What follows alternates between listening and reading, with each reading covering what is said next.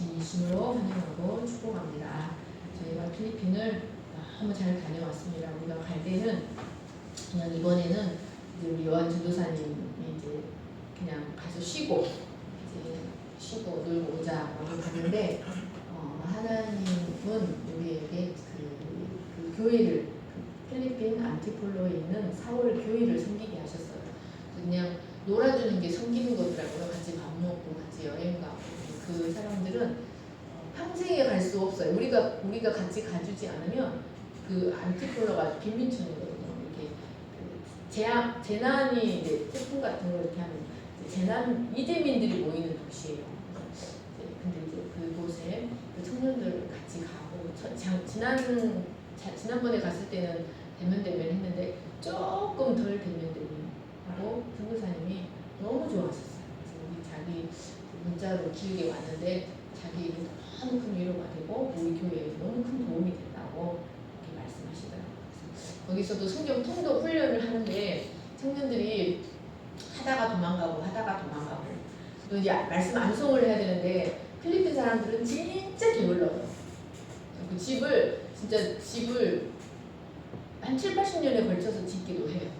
돈 떨어지면 멈췄다가 녹 다 쓸고 나중에 녹 다 긁어내고 다시 짓고 너무너무 게을러요. 근데 이제 그 공부도 안 하고 근데 이제 막 그 암송하다가 도저히 안 되니까 뛰쳐나가고 다시 막 이렇게 포르기에서 다시 데려오고 또 이제 그 성경 통독 암송한 그 학교 마치면 학교를 보내주고 이렇게 하더라고요. 근데 그런 필리핀 청년들과 교회 청년들과 좋은 시간을 보내고 우리 최은정이도 실컷 영어를 하고 또 우리 수민이도 영어를 너무 하고 싶은데 아무튼 너무 행복하게 서로 이렇게 즐거운 시간을 보내고 왔습니다. 우리 같이 교제했던 자매 중에 아버지가 굉장히 젊어서 돌아가셨어요. 자기가 트라우마에 굉장히 시달렸대요. 왜 돌아가셨냐면 마약 중독자가 마약에 취해가지고 아버지를 칼로 찔러버린 거예요. 근데 성경 통독 학교를 하는데 그 아버지의 환영이 통독하고 있으면 아버지 밤에 자기 앞에 오고 하다가 막 소리 지르고 우리 처음에 만났을 때 지금은 많이 좋아졌대요. 우리 처음에 만났을 때도 표정이 굳어 있었는데 우리랑 막 이야기하고 놀고 하면서 마지막에는 막 춤을 추고 우리 혜연 집사님이 계산을 해보니까 한국에 한번 여행을 오게 하는 것도 돈이 크게 들지 않을 것 같은 생각이 들더래요. 그래서 내가 돈을 모으면 한국에 불러주겠다 하니까 완전히 복음이 임한 거예요. 복음이. 그래가지고 이제 끝나고 헤어질 때는 막 춤을 추고 웃고 마지막에 제일 뜨거웠어요. 작별의 시간이. 그래서 아주 좋은 시간을 보낸 것 같습니다. 기도해 주셔서 감사합니다. 오늘부터 역사적인 오늘은 2020년 2월 2일입니다.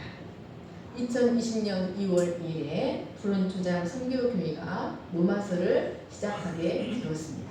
하나님께 감사를 드립니다. 이 로마서를 통해 저와 여러분이 큰 복음의 진보와 은혜의 성장이 있기를 간절히 축원합니다.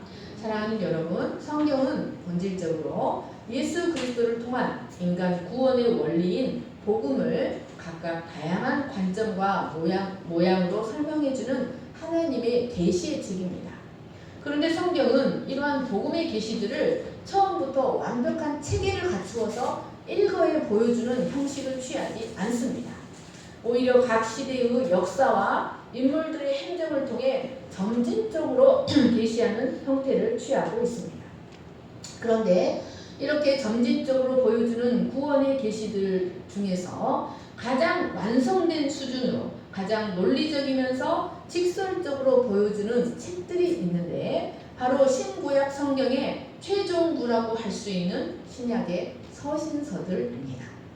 로마서부터 유다서까지 총 21권의 서신서들은 예수 그리스도를 통한 구원의 심오한 원리와 그것을 현실 생활에 실천적으로 적용하는 것에 대해 자세히 소술하고 있습니다.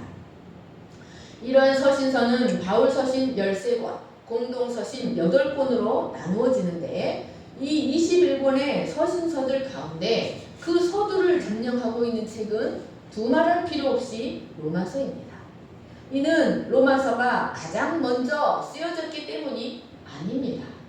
서신서는 데살로니가 전후서 51년, 고린도전서 55년, 고린도후서 AD 56년, 갈라디아서 56년, 로마서 57년, 나머지는 이제 60년대에 써졌습니다.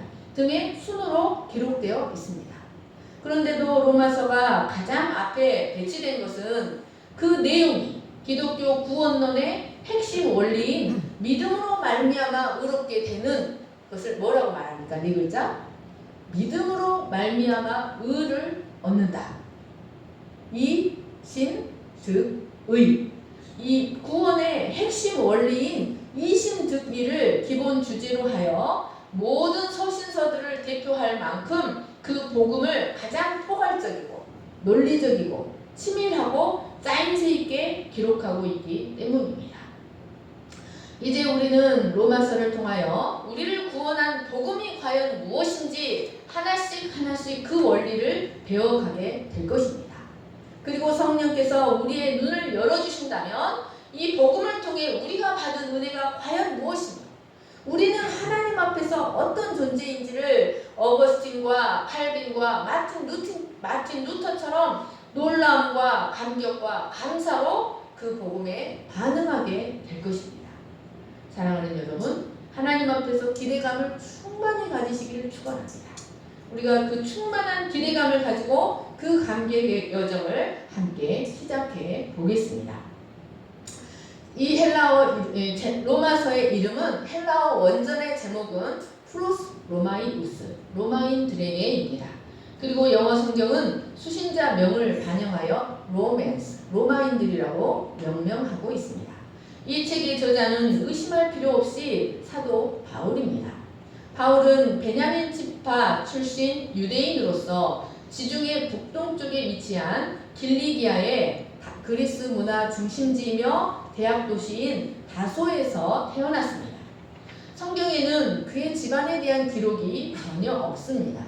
그러나 초대 교부 제롬에 의하면 바울의 부모는 본래 갈릴리의 한 마을에 살았다고 합니다.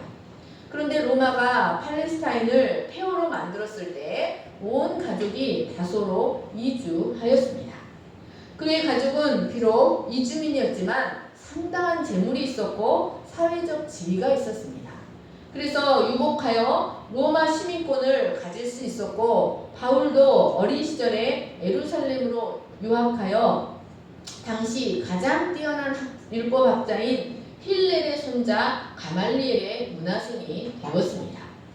그곳에서 그는 노동을 병행하도록 가르치는 유대 교육의 관례대로 율법 교육과 함께 천막 짓는 기술을 배웠습니다. 여러분, 사도 바울이 귀족들 그리고 바리새파 또 결혼한 자만 될 수 있는 산헤드린 공회, 바울이 결혼하지 않았지만 너무나 뛰어났기 때문에 산헤드린 공회 회원이었다는 것을 알고 계십니까? 바울은 이처럼 유대 본토에서 엄격한 바리새파 교육을 받은 관계로 청년이 되면서부터는 당시 이단이라 여겨지던 그리스도교를 박해하는 데 앞장을 섰습니다. 유대인들이 스데반을 죽일 때 증인이 되어 가장 먼저 돌을 던졌고 예루살렘뿐 아니라 온 헬라 지역을 다니며 그리스도인들을 박해하였습니다. 그러다 다메섹으로 가던 도중 강권적으로 빛 가운데 강림하신 예수 그리스도를 만난 후 그의 인생은 완전히 바뀌게 되었습니다. 그리스도를 만난 후 그는 최초의 기독교 선교사가 되어서 온갖 위험과 죽음의 고비들을 수없이 넘기며 3번의 전도 여행을 통해 이방 지역인 안디옥을 비롯하여 여러 곳에 많은 교회를 세웁니다. 그리고 당시 헬라 지역의 많은 이단 사상들을 대처하기 위하여 기독교 신학을 체계적으로 집대성하여 로마서를 비롯한 13권의 성경을 기록합니다. 이런 그의 신학은 초대교회 당시뿐만 아니라 모든 세대의 기독교에 절대적인 영향력을 끼치고 있습니다. 이런 사도 바울은 기독교 역사상 가장 뛰어난 사상가요, 신학자요, 목회자요, 선교사였습니다. 기록 연대와 장소입니다. 이 로마서는 사도 바울이 제3차 전도 여행을 끝마칠 무렵인 AD 57년경의 겨울 고린도에서 기록하였습니다.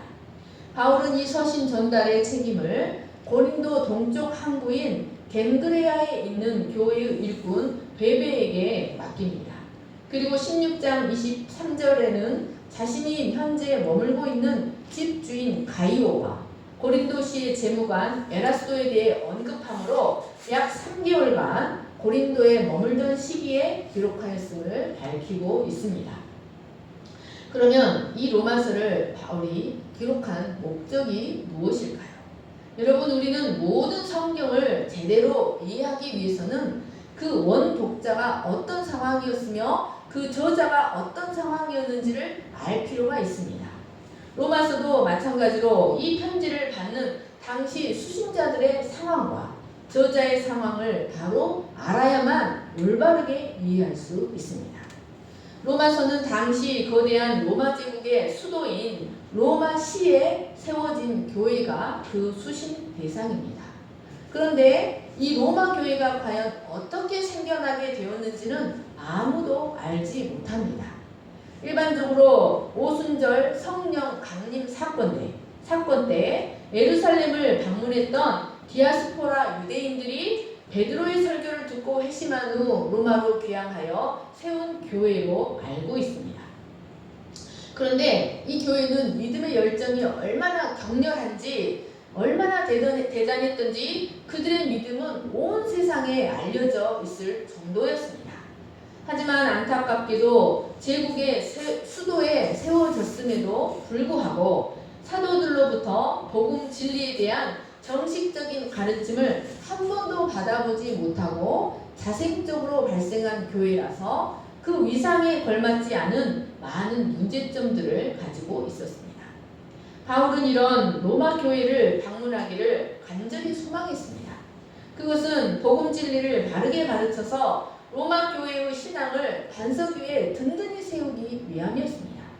뿐만 아니라 이 로마 교회를 안디옥 교회와 같이 로마 제국 전역에 복음화를 위한 초석으로 삼기 위함이었습니다. 더 나아가 당시에 땅끝이었던 서바나가 어디입니까? 스페인 선교를 위한 전초기지로 삼기 위함이었습니다. 하지만 바울의 로마 방문의 간절한 계획은 어찌된 일인지 번번이 무산되었습니다. 당시 바울은 이방인들에게 복음을 전하며 할례도 요구하지 않고 율법도 지킬 필요가 없다고 가르친다는 오해를 받았습니다. 그래서 동족 유대인들뿐만 아니라 유대인 성도들과도 심한 갈등을 겪고 있었습니다. 그래서 바울은 더 이상 이방인 복음 사역에 장애가 생기지 않도록 하기 위해서 하루라도 빨리 예루살렘 교회를 재방문하여 예루살렘 제2차 공회의를 열어서 유대 그리스도인들과 신학적 문제를 해결함으로 이런 갈등을 해소해야 할 필요를 절실히 느꼈습니다. 그런데 마침 당시 예루살렘에는 큰 기근이 있었습니다. 그래서 바울은 자신이 세운 이방 교회들로 하여금 예루살렘 모 교회를 위하여 구제 연보를 하도록 독려하였습니다. 그리고 그 연보를 가지고 예루살렘 교회를 방문함으로 유대 그리스도인들과 좋은 관계를 도모하고자 하였습니다. 그런데 당시 팔레스타인에서는 극단적인 국수주의 색채를 띤 열혈당 운동이 고조를 이루고 있었습니다. 극보수주의자들이 열렬하게 그 운동을 하고 있었습니다. 이들은 모세의 율법을 절대적으로 지킴으로 이스라엘이 영적 순결을 회복해야 한다고 강력히 주장하던 자들이었습니다. 이런 상황에서 유대인이 이방인들과 교제하기란 결코 쉽지 않았습니다. 하지만 바울은 이방 선교의 시급성 때문에 위험을 무릅쓰고라도 신실한 이방 교회 대표들을 데리고 예루살렘 교회를 방문하고자 하였습니다. 그리고 그 일이 끝난 후 로마를 들러서 로마 교회 성도들과 복음으로 교제하고 그들의 보내줌을 통해 스페인으로 갈 계획을 세우고 있었습니다.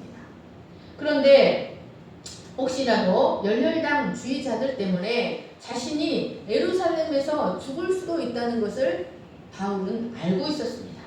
그래서 자신이 그 열렬당주의자들에게 예루살렘에서 죽임을 당할 경우를 대비하여 로마 교회에 올바른 복음 진리가 전해지고 또 그 교회를 통해 로마 제국에 전역의 복음이 전해지기를 소망하는 마음으로 로마서를 기록하게 되었습니다.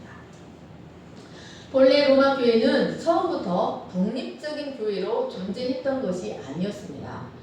당시 디아스포라 유대인들에 의해 세워진 유대교 회당 안에는 세 부류의 무리가 있었습니다. 먼저 독실한 유대교 신자들이 있었고 예수를 메시아로 받아들여 그리스도인이 된 유대인들이 있었습니다. 그리고 유대교를 받아들인 상당수의 이방인들도 함께 모임을 이루고 있었습니다. 그런데 로마 사회 안에서 이런 유대인들의 영향력이 점점 커지게 되었습니다.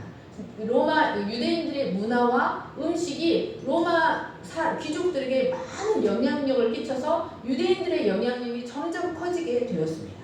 그리고 유대 공동체 안에서도 메시아 예수를 믿는 유대 그리스도인들과 하나님을 경외하는 이방인들의 세력이 점점 커지면서 이 유대인 회당 안에도 많은 분란이 일어났고 이것이 점점 사회 문제로까지 대두되게 되었습니다.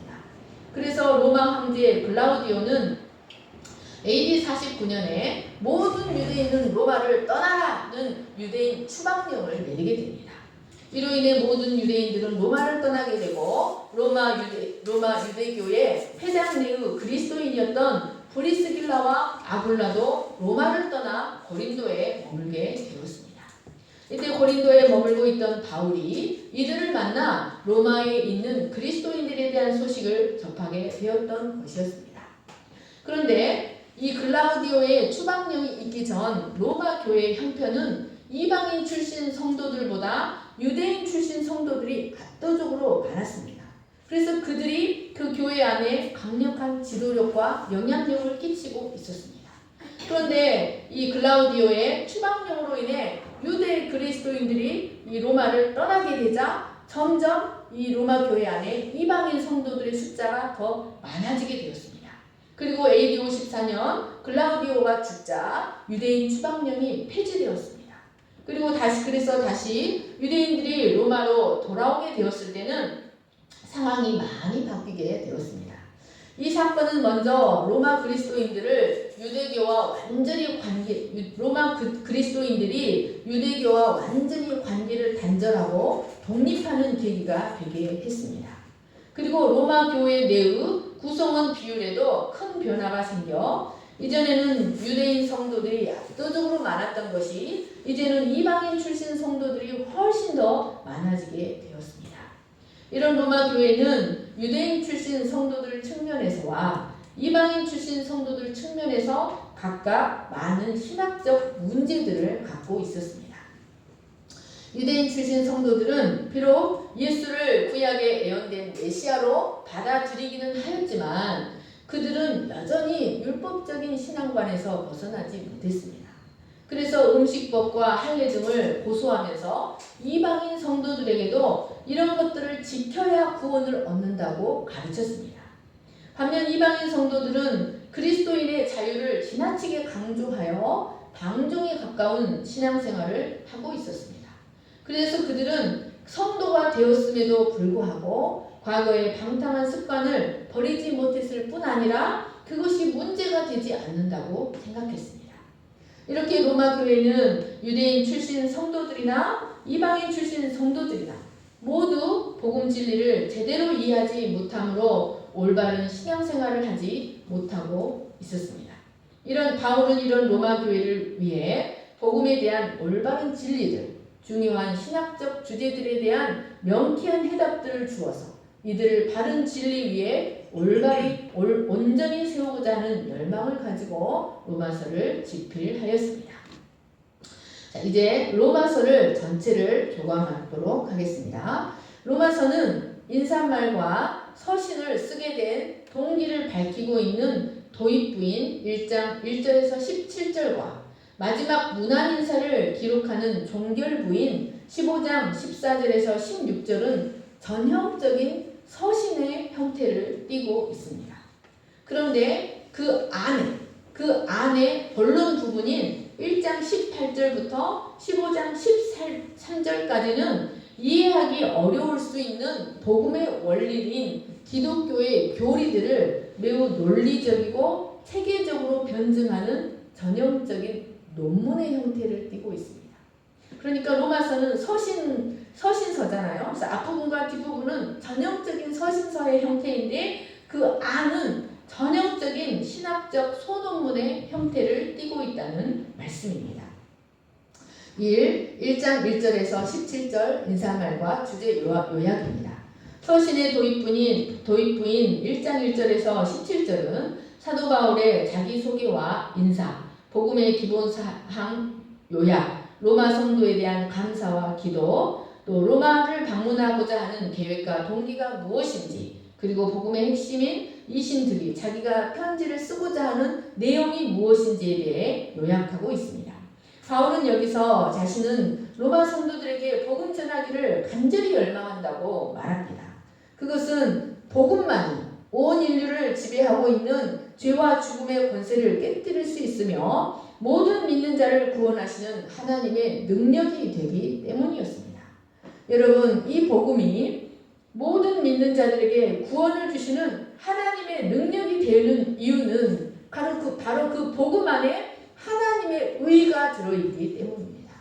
하나님의 의는 하나님이 인간 구원의 방편으로 새롭게 제시한 것으로서 율법을 행함으로 의롭게 되는 율법의 의와는 전혀 다른 하나님이 언약하신 복음을 믿는 믿음으로 얻게 되는 의입니다. 이것을 이신득의라고 하는데 이 이신득의는 로마서 전체를 관통하고 있는 주제입니다. 바울은 이 이신득이라는 일관된 주제를 가지고 이 의가 하나님의 의가 율법의 행위로 말미암지 않는 율법의 의가 아니라 하나님의 언약을 믿음으로 구원받는 하나님의 의가 왜 우리 인간에게 절대적으로 필요하며 어떤 방식으로 이 인류 역사에 제시되었고 또 그 이신득이가 우리에게 어떤 결과와 어떤 효력을 나타내 주는지 그 의를 가진 자가 실제 삶 속에서 어떤 삶을 살아야 하는지를 로마서 전체를 통해서 제시하고 있습니다. 이 1장 18절에서 3장 20절 이신득이 은혜의 필요성입니다. 이 본론 부분의 첫 부분인 1장 18절에서 3장 20절에서 바울은 마치 하나님의 법정에 서 있는 잔혹한 검사처럼 철저한 논증과 예시를 통해 인류가 처한 비참한 실존을 적나라하게 고발하고 있습니다. 그러면서 이방인이나 유대인이나 모두 동일하게 죄 아래 있다는 것을 선언합니다. 그는 하나님의 법정에 서 있는 날선 검사처럼 무죄를 주장하려는 인간의 모든 시도를 차단하고 이방인의 양심의 법으로도 유대인의 율법으로도 모든 인간은 하나님의 의의 기준에 철저히 미달하는 죄인으로서 하나님의 진노를 피할 수 있는 인간이 아무것도 없다는 사실을 증명합니다. 결국 이로 인해 인간은 율법의 행위나 양심의 법이 아니라 오직 하나님이 제시하신 하나님의 의를 믿는 이신득이의 원리로만 하나님께 나아갈 수 있고 구원받을 수 있음을 증명합니다. 그래서 이 하나님의 의가 죄로 인해 하나님의 무서운 진노 아래 놓인 인간에게 가장 큰 은혜요 복음인 것을 증거하고 있습니다. 3장 21절에서 5장 21절 이신득이 원리와 복된 결과입니다. 그런데 여러분, 이 바울은 이 로마서가 서신서 외에 안쪽이 무슨 형태를 띠고 있다겠죠? 어떤 장르라고 했죠? 논문. 그래서 이 로마서 안에 그러므로 이제는 이런 단어들이 반복해서 나와요. 변증을 하는 거죠. 이 부분에서 바울은 이제는 이라는 가장 위대한 반의어적 단어를 사용하여 율법의 행위로는 도저히 하나님의 의에 이를 소망이 없는 인간을 위해서 하나님께서 친히 율법과 상관없는 한 의를 나타내셨다는 사실을 전개합니다. 이는 하나님의 언약의 기초하여 이루어진 그리스도의 구속 사역을 믿는 믿음으로만 얻어지는 믿음의 의입니다. 하나님의 의는 성도의 구원으로부터 시작하여 완성에 이르기까지 오직 믿음으로만 이루어지는 철저한 믿음의 의입니다. 그런데 여러분, 우리의 구원부터 시작하여 구원의 완성에 이르기까지 오직 믿음으로만 이루어지는 믿음의 의인데, 그 믿음도 결코 인간에게서 나올 수 있는 것이 아닙니다. 타락한 인간에게서는 하나님이 인정하실 수 있는 믿음이 나오지 못합니다. 그래서 여러분, 그 믿음은 하나님께서 당신의 택한 백성에게 주권적으로 값없이 부어주시는 선물과 같은 것입니다. 하나님이 우리에게 믿음을 주셔야만 이 믿음을 받을 수 있는 것입니다. 이 은혜를 받을 수 있는 것입니다. 그래서 우리의 구원의 서정은 처음부터 끝까지 오직 하나님의 주권에 의해 이루어져 갑니다. 우리에게 믿음이 필요한 것은 이 하나님의 주권을 인정하는 거예요. 우리의 모든 삶의 순간을 하나님이 이끌어 가신다는 것을 믿는 믿음이 필요하기 때문에, 우리의 구원은 하나님이 주권적으로 처음부터 끝까지 이루어 가기 때문에 우리에게 필요한 것은 이 주권을 믿는 믿음인 것입니다. 그런데 이 믿음은 우리에게서 나오는 것이 아니라 하나님이 선물로 값없이 부어주시는 은혜입니다. 그런데 하나님은 이 하나님의 의, 이신득의의 원리를 이미 구약 율법에 충분히 계시하셨습니다. 하나님이 이스라엘에게 주신 율법은 그 자체로 선하고 의로운 것으로 절대적인 하나님의 의의 기준입니다. 그러니까 우리가 모두 이루어야 할, 하나님을 만족시키기 위해 모두 이루어야 할 의의 기준인 것입니다. 그런데 인간은 근본적으로 부패한 본성을 지니고 있어 이 율법의 행위로는 결코 하나님의 의에 도달할 수가 없습니다.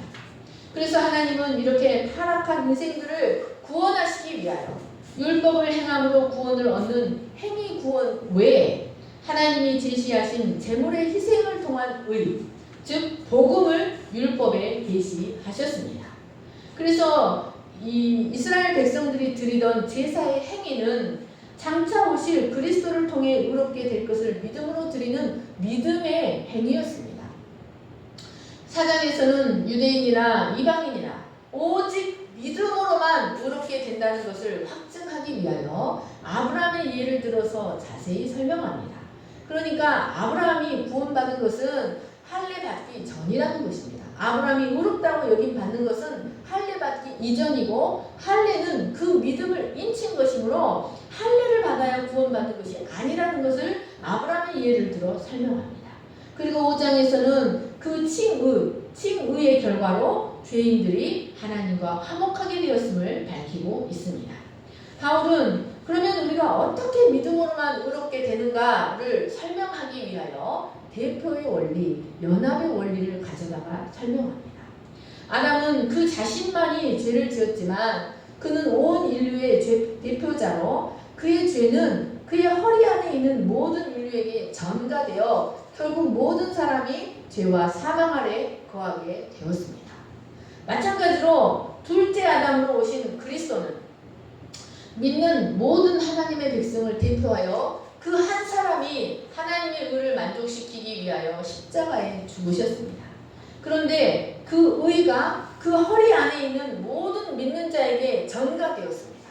그래서 그를 믿는 모든 자가 은혜와 영생을 누리게 됩니다. 그를 믿기만 하면 그리스도가 가지고 있는 모든 은혜와 영광을 함께 누리게 되는 것입니다.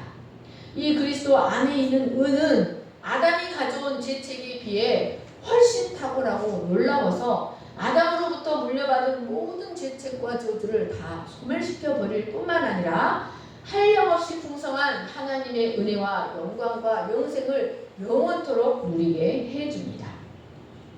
4장 6장에서 8장입니다. 4번 이신득이 이후에 성화와 율법과 은혜의 역할에 대해 설명합니다. 사도 바울은 6장에서 8장까지 해서 하나님의 의가 우리 각자에게 어떤 효력과 결실을 가져다 주는지를 설명합니다. 여러분, 믿음으로, 오직 믿음으로 하나님께 의롭다함을 받게 되는 이신특이는 필연적으로 성화의 과정으로 우리를 이끌어갑니다. 그리고 마침내는 최후의 승리를 가져다 줍니다. 여러분, 우리는 하나님의 의가 율법과 상관없는 것이라고 하여서 율법이 무효하고 거룩한 삶도 필요 없다고 생각해서는 안 됩니다. 여러분, 우리가 많이 이렇게 오해를 합니다. 그 당시 이방인들도 이렇게 오해를 하여 율법을 지킬 필요도 없고 거룩한 삶도 필요 없다고 생각하고 본성대로 살았습니다. 그러나 믿음으로 말미암는 의는 성도를 의롭다고 법적으로 선포해 주는 것만으로 그치지 않습니다. 이 이신득이의 원리, 하나님의 의는 성도로 하여금 의로운 삶을 살아내게 하는 능력도 가지고 있습니다. 여러분, 믿음에 이르게 하는 의는 율법을 결코 파기하는 것이 아닙니다. 도리어 율법을 굳게 세우고 하나님의 거룩한 성품이 그 삶에서 실현되게 해줍니다. 그것은 믿음의 의가 그 삶에 지속적으로 역사하는데, 여러분, 이신득이 원리를 이신득이 하나님의 의를 받기 전에는 우리를 지배하는 것이 죄와 율법의 영이에요. 죄와 정죄와 심판의 영이에요. 그런데 믿음의 의는 이 정죄의 영, 심판의 영으로부터 해방이 되어서 이 하나님의 의를 덧입은 잔 속에서는 생명의 영이 역사합니다. 성령의 법이 우리 안에서 계속해서 역사해서 하나님의 은혜가 우리를 다스리고 하나님의 생명이 우리 안에서 왕노릇하는 삶을 살아가게 해주는 능력이 있습니다. 그래서 하나님의 생명의 성령인 법이 우리 안에서 지속적으로 역사하게 되면 그 성령이 우리를 어떻게 이끌어갑니까? 더 이상 육신을 좇지 않고 성령을 쫓아가는 삶을 살아가게 합니다. 그래서 우리는 이 땅에서 계속해서 죄와 싸우고 때로는 실패하여 넘어지기도 하지만 결국은 궁극적으로는 그리스도 안에 있는 하나님의 사랑이 우리를 감고나여 우리를 그리스도와 같은 성화의 모습으로, 영화의 모습으로 마침내 최후의 승리로 우리를 이끌어 간다는 것을 굳게 믿으시기를 간절히 축원합니다. 자, 함께 읽어보겠습니다. 시작. 누가 우리를 그리스도의 사랑에서 끊으리요? 이 모든 일에 우리를 사랑하시는 이로 말미암아 우리가 넉넉히 이기느니라. 내가 확신하노니 사망이나 생명이나 천사들이나 권세자들이나 현재일이나 장래일이나 능력이나 높음이나 깊음이나 다른 어떤 피조물이라도 우리를 우리 주 그리스도 예수 안에 있는 하나님의 사랑에서 끊을 수 없으리라. 여러분, 우리의 죄가 더 셉니까? 하나님의 사랑이 더 큽니까? 우리의 악이 더 큽니까? 하나님의 은혜가 더 큽니까?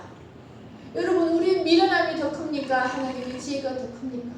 사랑하는 여러분, 이 이신득이로 말미암아 하나님의 의를 덧입게 된 자, 그래서 하나님의 생명이 강권적으로 그 안에 주입되어 버린 자는 여러분, 하나님의 생명은 결코 소멸되지 않습니다. 그 생명은 우리를 마침내 최후의 승리의 자리로 이끌어 간다는 사실을 굳게 믿으시기를 간절히 축원합니다.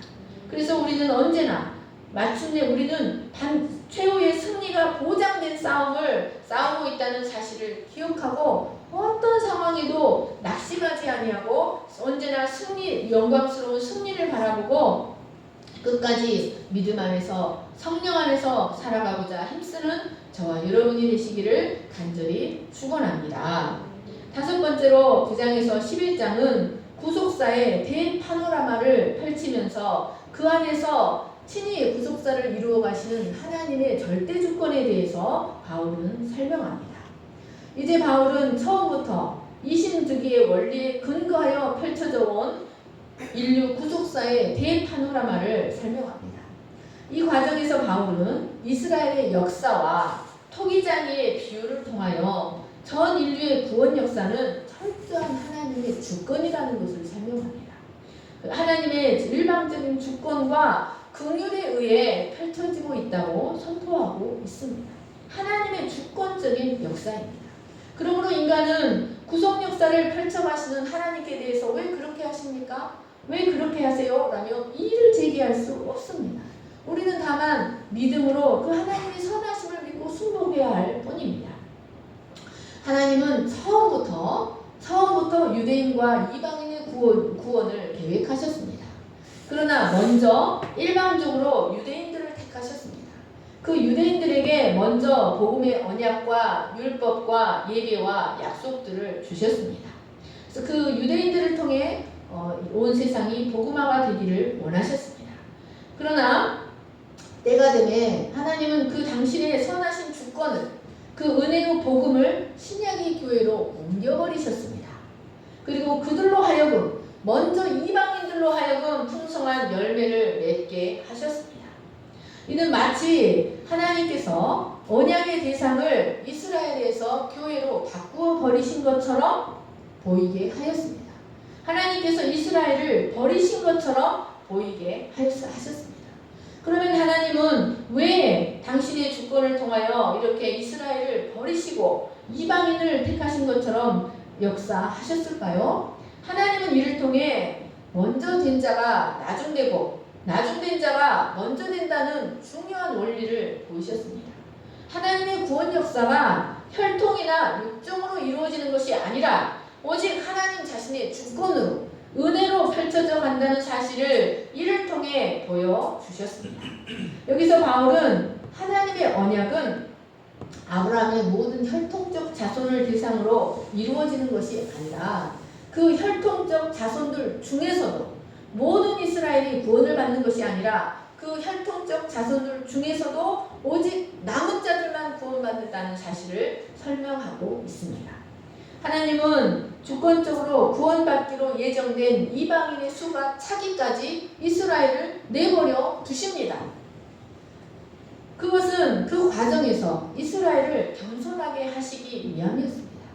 이는 마치 라헬이 아이를 잘 낳는 레아를 시기한 것과 같습니다. 라헬은 야곱의 사랑을 충분히 받았지만 아이를 낳지 못했습니다. 그러나 레아는 야곱의 사랑을 많이 받지 못했지만 아이를 많이 낳았습니다. 그래서 라헬은 시기심 때문에 견딜 수 없었습니다. 나로 아들을 낳게 하라. 야곱이 내가 너한테 아들을 못 낳게 하는 것이 아니라 하나님이 그렇게 하시는, 내가 하나님의 뜻을 어기랴 라고 했습니다. 마치 이것과 같이 하나님의 사랑을 받는 이방을 보고 이스라엘로 시기나게 하셨어요. 그리고 이방인의 수가 다 차면 겸손해진 이스라엘의 남은 자들로 하여금 대규모로 회심하게 하셔서 민족적 차원에서 이스라엘의 회복이 이루어지게 합니다. 여러분, 이것은 구원의 대원리입니다. 여러분, 언제나 먼저 된 자가 나중되고 나중된 자가 먼저 되게 하십니다. 그래서 여러분, 목사의 아들들이 은혜를 잘못 받는 거예요. 여러분, 그래서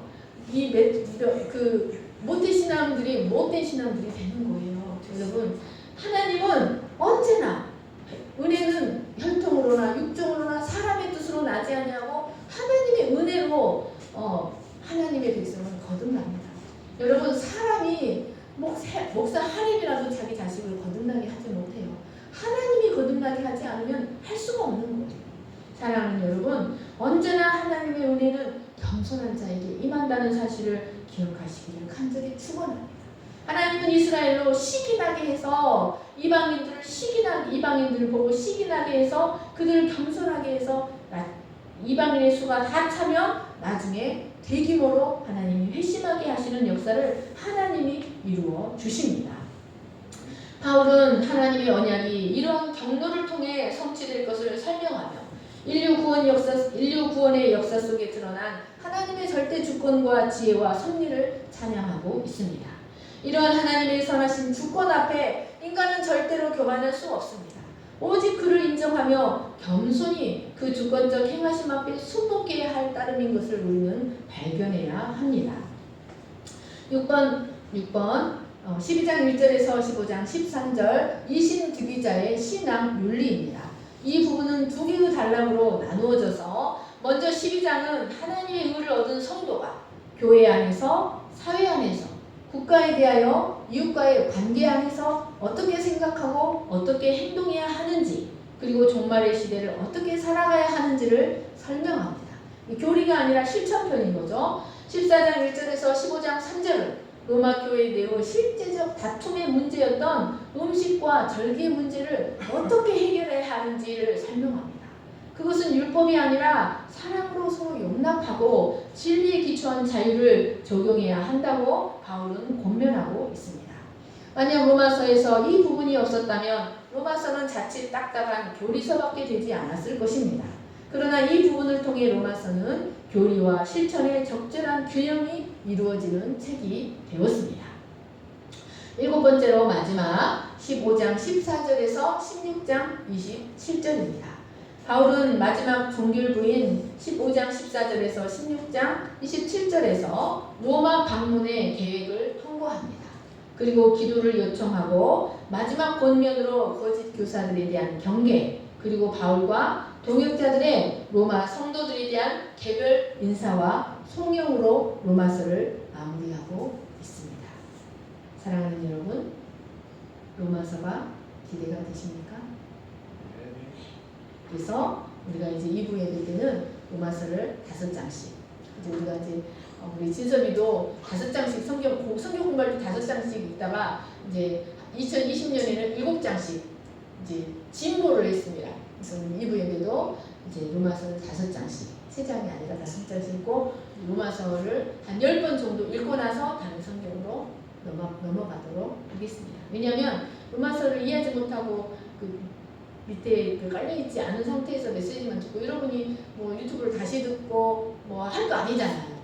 그래서 로마서를 이렇게 전체적으로 몇 번 이해를 해야 이제 그 설교를 들을 때 더 쉽게 이해할 수 있기 때문입니다. 사랑하는 여러분, 하나님께서 우리에게 로마서를 배울 수 있게 해주신 그 은혜에 대해서 감사하고 이 로마서를 통해 우리에게 주신 은혜를 기대하고 함께 로마서의 여정을 시작해 보도록 하겠습니다.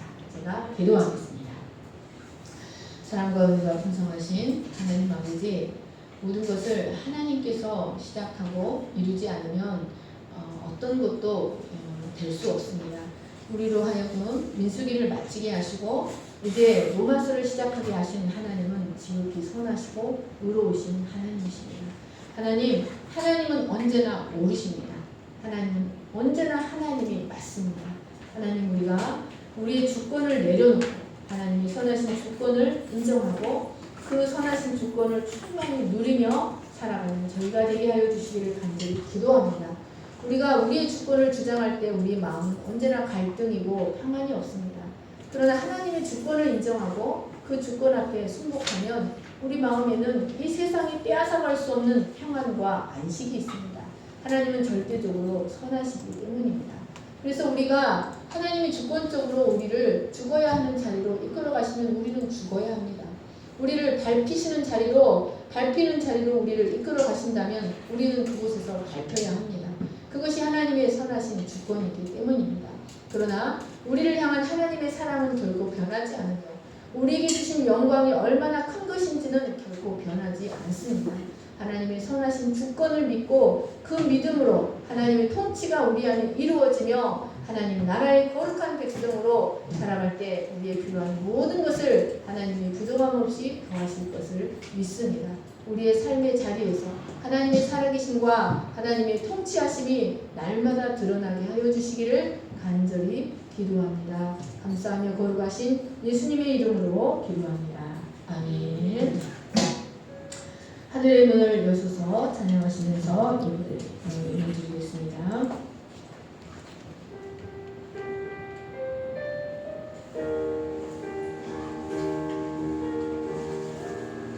하늘의 문을 여소서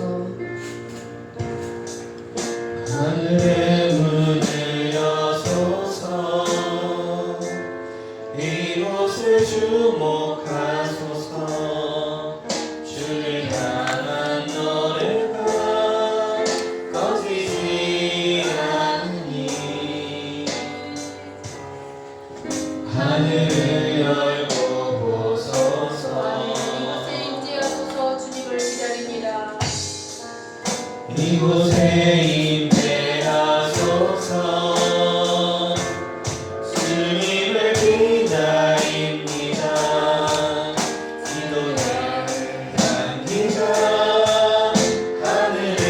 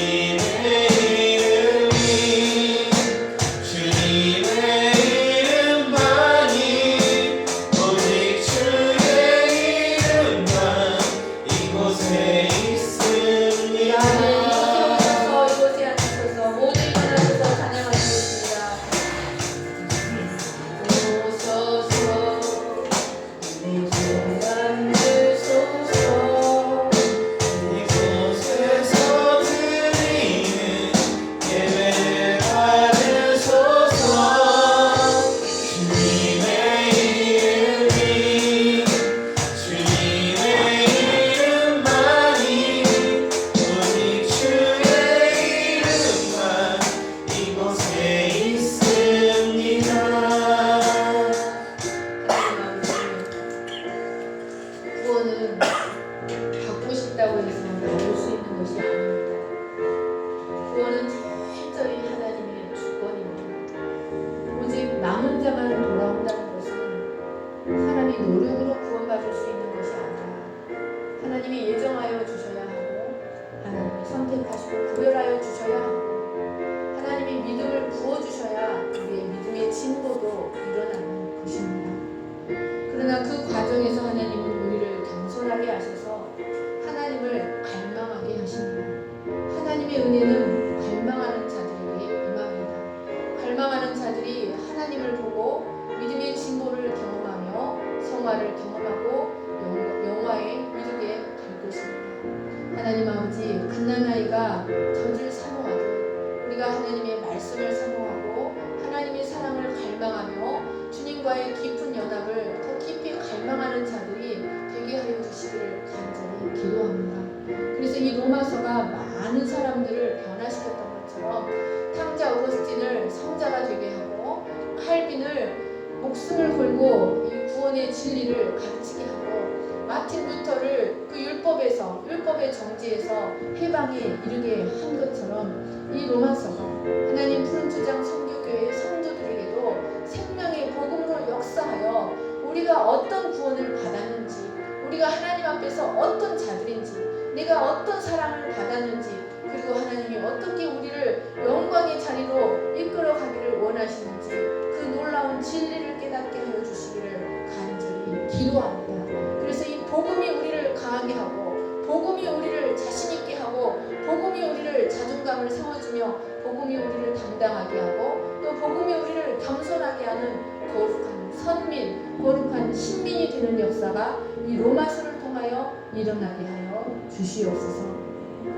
이제는 우리 주 예수 그리스도의 은혜와 하나님 아버지의 거룩하신 사랑과 성령의 감화, 감동과 교통하심이 로마서의 여정을 시작하며 그 은혜를 간절히 소망하며 갈망하는 모든 무리 위에 영원토록 함께 하시기를 간절히 축원하옵나이다.